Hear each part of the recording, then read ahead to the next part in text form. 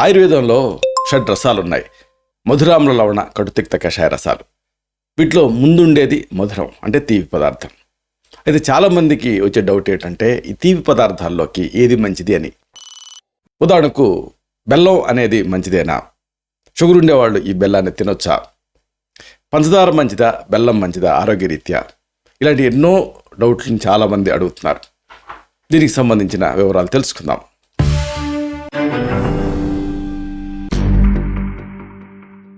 మిత్రులారా నమస్కారం. నేను మీ డాక్టర్ చిరుమామిళ్ళ మురళీ మనోహర్. ఈ వీడియోలో మనం చాలా ముఖ్యమైన విషయాన్ని తెలుసుకోబోతున్నాం. బెల్లం. ఒకప్పటి కాలంలో తీపి అంటే ఎక్కువగా బెల్లాన్నే వాడేవాళ్ళం.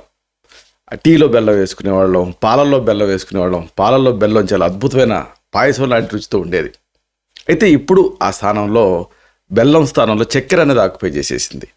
చూడండి, చక్కెర కలిపిన పాలు, బెల్లం కలిపిన పాలు డిఫరెన్స్ చూడండి. బెల్లం కలిపినటువంటి పాలు చాలా అద్భుతమైనటువంటి రుచితో ఉంటాయి. చక్కెర జస్ట్ తీపి లాగానే ఉంటుంది చక్కెర కలిపినటువంటి పాలు అనేది. ఇది తేడా. అయితే పంచదార అనేక అనారోగ్యాలకి మూలం.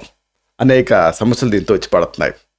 బెల్లంతోనేమో ఇటు చక్కటి ఆరోగ్య ప్రయోజనాలు మీకు అందుతాయి.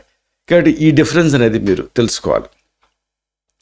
భోజనం చేసిన తర్వాత చాలామందికి క్రేవింగ్ ఉంటుంది. అంటే ఇంకా ఆకలి తీరినట్టుగా ఏదైనా తినాలనిపిస్తూ ఉంటుంది. అలాంటప్పుడు ఒక చిన్న బెల్లం ముక్కని తింటూ ఉంటే అది ఆహారం జీర్ణం అవడానికి తోడ్పడుతుంది. ఎందుకంటే బెల్లం నోట్లో వేసుకున్నప్పుడు కేవలం తీపనే కాదు, అది లాలాజల గ్రంథుల్ని స్టిమ్యులేట్ చేస్తుంది. అంటే లాలాజలం ఊరుతుంది.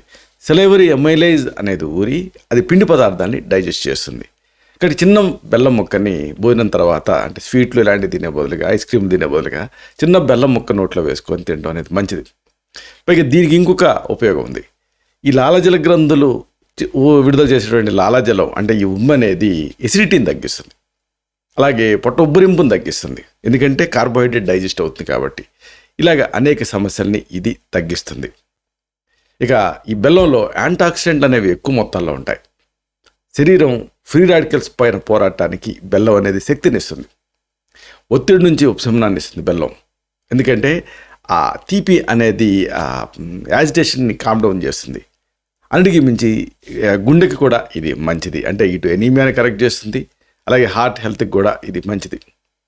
ప్రధానంగా మెటబాలిజాన్ని ఆరోగ్యంగా ఉంచడానికి ఈ బెల్లం అనేది సహాయపడుతుంది. జీర్ణక్రియకి తోడ్పడుతుంది. ఇక్కడ ఇంకొక ఆసక్తికరమైన విషయం, క్యాలరీలని వేగంగా కరిగించడానికి ఈ బెల్లం సహాయపడుతుంది. అలాగే బరువుని అదుపులో ఉంచుతుంది. ఎందుకంటే కేవలం ఎంటీ క్యాలరీస్ మాత్రమే బెల్లంలో ఉండవు, ఇతర పదార్థాలు కూడా ఉంటాయి కాబట్టి శాటిటీ ఉంటుంది. అంటే ఇంకా వేరే ఏదన్నా తినాలి అన్న కోరిక తగ్గుతుంది. ఎప్పుడైతే అది తగ్గుతుందో అప్పుడు ఆటోమేటిక్గా మీరు బరువుని కంట్రోల్లో ఉంచుకోగలుగుతారు. ఇక బెల్లం సహజంగా శరీరంలో పేరుకున్నటువంటి మలినాలు బయటికి పంపించేస్తుంది. అలాగే లివర్ని శుభ్రం చేస్తుంది. అంతేకాదు లివర్ని ఆరోగ్యంగా ఉంచుతుంది.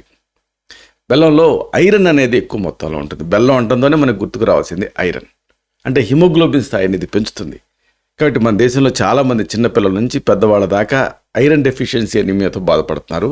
వాళ్ళకి ఈ బెల్లం అనేది ఒక చక్కటి పరిష్కారం. ఎనీమియా సమస్య నుంచి బయటపడటానికి సహాయపడుతుంది. ఈ రక్తాన్ని పెంచుతుంది.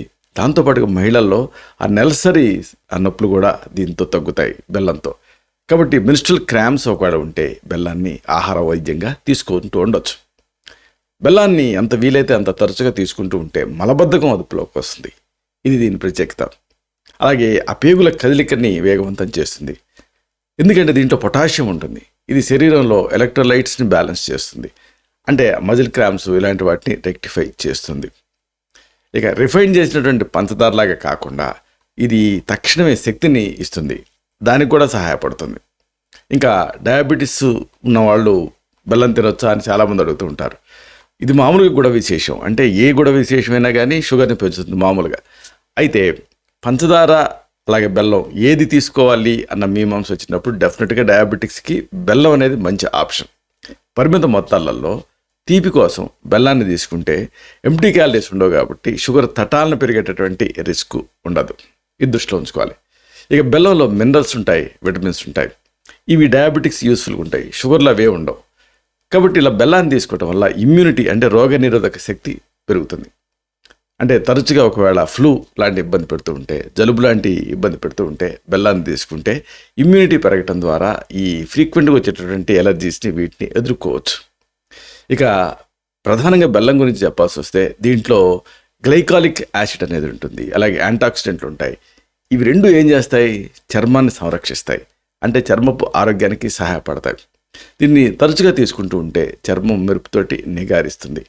ఇలాగా బెల్లానికి సంబంధించి అనేక ఉపయోగాలు. ప్రధానంగా దీన్ని ఈ షుగర్ ప్లేస్లో దీన్ని వాడుకుంటే కేవలం ఎంటీ క్యాలరీసే ఉండవు కాబట్టి, ఇతర పదార్థాలు ఉంటాయి కాబట్టి తీపికి ఇది ఒక మంచి ప్రత్యామ్నాయం. ఇలాంటి మరిన్ని ఇన్ఫర్మేటివ్ వీడియోస్ కోసం ఈ ఛానల్ని సబ్స్క్రైబ్ చేసుకోండి. అలాగే ఈ వీడియోలు అప్లోడ్ అవడంతోనే ఆ విషయం మీకు తెలియడం కోసం బెల్ బటన్ని క్లిక్ చేయండి.